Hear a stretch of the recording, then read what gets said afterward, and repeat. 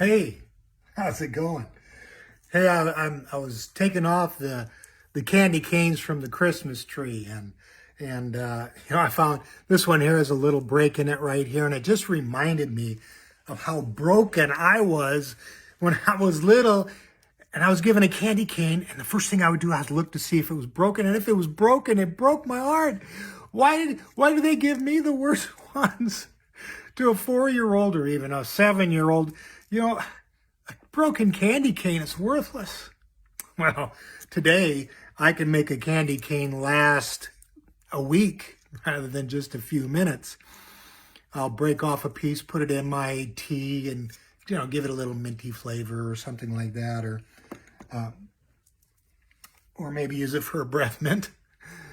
There are recipes that call for crushed candy cane in the recipe. And some of you like to drink your fancy coffees, where they put the whipped cream and they'll take some of that candy cane and sprinkle it on top. You know what I'm talking about. Well, when I was taking those candy canes off, I was reminded of this story here.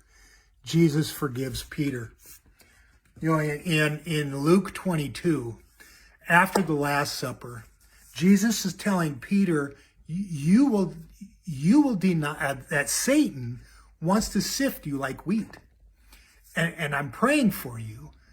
And when you're done, we want your faith to be strong so that when you're on the other side of that, you can help your brothers. Well, Peter said, no way. No way. Because Jesus said, yes, you will deny me 3 times. Peter says, no, I'll go to prison. I will die for you. Well, we know the story. Peter denies Jesus 3 times. And when Jesus turns to look at Peter, Peter's reminded of that. And he takes off and he goes out and weeps. He was crushed.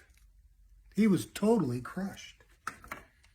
It reminds me of Romans 8:28, where it says, we know that God uses all things towards good for those who love God and to those who are called to his purpose, to his recipe. The good story goes this way, that after the resurrected Christ talks to Peter 3 times, he asks Peter, do you love me? And each time Peter says, yes, you know I love you. And Jesus says, tend my sheep, feed my lambs, feed my sheep, follow me. He restored Peter. When we go through life and our lives look broken like this, or maybe even crushed like this, God will still use us through those hardships to help others. Feed my sheep. Tend my lambs. Follow me.